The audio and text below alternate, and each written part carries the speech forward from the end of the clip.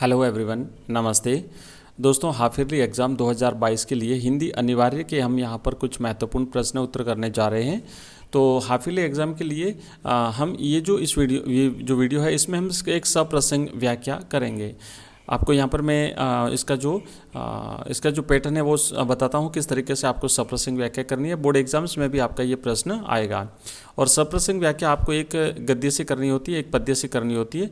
यहाँ पर हम एक गद्यांश की सप्रसंग व्याख्या करेंगे, ठीक है। ये यहाँ पे पद्यांश लिखा है, ये गलती से लिख दिया गया है। यहाँ पे आपको ध्यान देना है, हम एक गद्यांश की सप्रसंग व्याख्या करेंगे। तो इस तरीके का आपका प्रश्न है, क्या टाइपिंग मिस्टेक हुई है, आप इस पे ध्यान मत दीजिएगा। हम एक गद्यांश की सप्रसंग व्याख्या करते हैं। ये जो गद्यांश है आपका बाजार दर्शन से लिया गया है।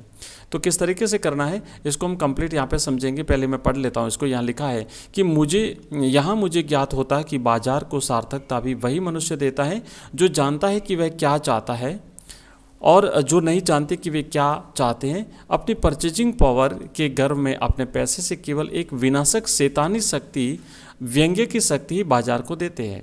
न तो वे बाजार से लाभ उठा सकते हैं, न उस बाजार को सच्चा लाभ दे सकते हैं। वे लोग बाजार का बाजारूपन बढ़ाते हैं, जिसका मतलब है कि कपट बढ़ाते हैं। कपट की बढ़ती का अर्थ है परस्पर सद्भाव की घटी। तो ये है एक आपका गद्यांश है। अब देखिए, जब आपको सप्रसंग व्याख्या करनी होती है तो इसमें सबसे पहले तो आपको लिखना होता है संदर्भ। उसके बाद में फिर आपको लिखना है प्रसंग, फिर लिखनी है व्याख्या और फिर लिखना है विशेष। संदर्भ में दो चीज़ें लिखी जाती है विशेष रूप से। एक तो पाठ का जो नाम होता है वो लिखना होता है और उसके लेखक का नाम लिखना होता है। तो ये दो चीज़ें जो है वो आपको संदर्भ में लिखनी है। लिखेंगे आप इस तरीके से कि प्रस्तुत गद्यांश हमारी पाठ्य पुस्तक आरोह भाग 2 में संकलित पाठ बाजार दर्शन से लिया गया है और इसके लेखक है जैनेन्द्र कुमार।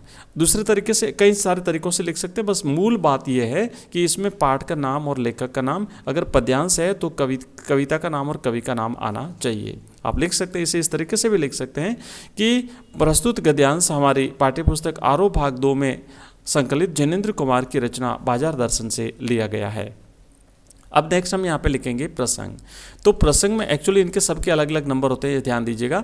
और प्रसंग में जब आप लिखेंगे तो आपको इसके संक्षिप्त में सारांश में आपको एक या डेडलाइन आपको बतानी है। 1.5-2 लाइन में आपको बताना है सारांश की लेखक क्या बताना चाहता है यहाँ पर।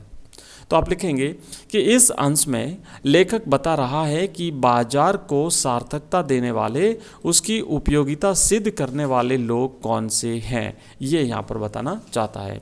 तो ये जो व्याख्या आपको करनी है इस वाले भाग में व्याख्या में, वो यहाँ पर आपको कंप्लीट बताना है। तो देखो आप यहाँ लिखेंगे कि लेखक का कहना है कि बाजार का जन्म और विकास समाज की आवश्यकताओं को पूर्ण करने के लिए हुआ है। बाजार से खरीदारी करते समय यह ध्यान रखा जाना चाहिए कि कौन कौन सी वस्तुएं खरीदी जानी है। घर से चलते समय जो व्यक्ति क्या खरीदना है यह निश्चय करके चलता है और व्यर्थ की अनावश्यक वस्तुएं नहीं खरीदता है, वही बाजार को सार्थक बनाता है। जो लोग अपनी मनी बैग की समर्थता का प्रदर्शन करते हैं, अपनी क्रय शक्ति के अहंकार में बाजार आते हैं, वे बाजार को नकारात्मक छवि प्रदान करते हैं। उनके इस व्यवहार का नतीजा होता है कि बाजार ग्राहक पर हावी हो जाता है। उसकी विनाशक शक्ति, शोषण की ताकत और धनहीनों पर व्यंग्य प्रहार करने की शक्तियां बढ़ जाती है।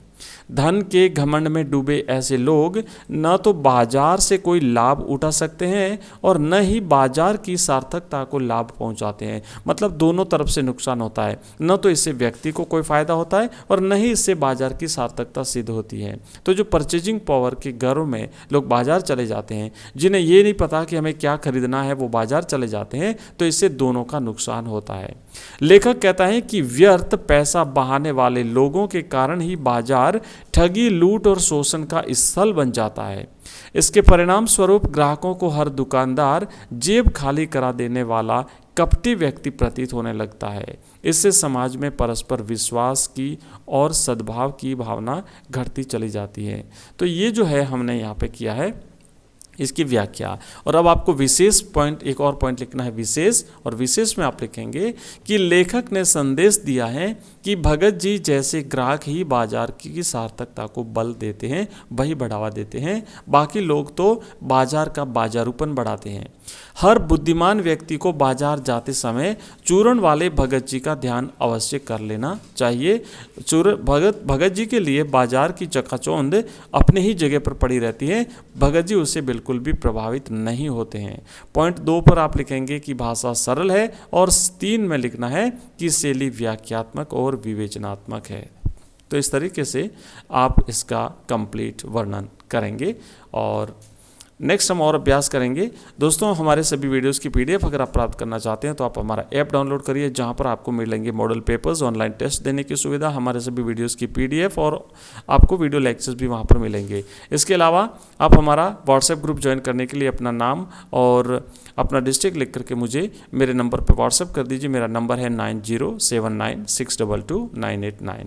मिलते हैं दोस्तों नेक्स्ट वीडियो में, तब तक के लिए धन्यवाद। और हर रोजाना शाम को 8:30 बजे होती है हमारी लाइव क्लास, जिसे ज्वाइन करना बिल्कुल भी ना भूलिएगा। हमारे टेलीग्राम चैनल को ज्वाइन करने के लिए इस वीडियो के डिस्क्रिप्शन में एक लिंक दिया हुआ है, जरूर ज्वाइन करिएगा। Thank you.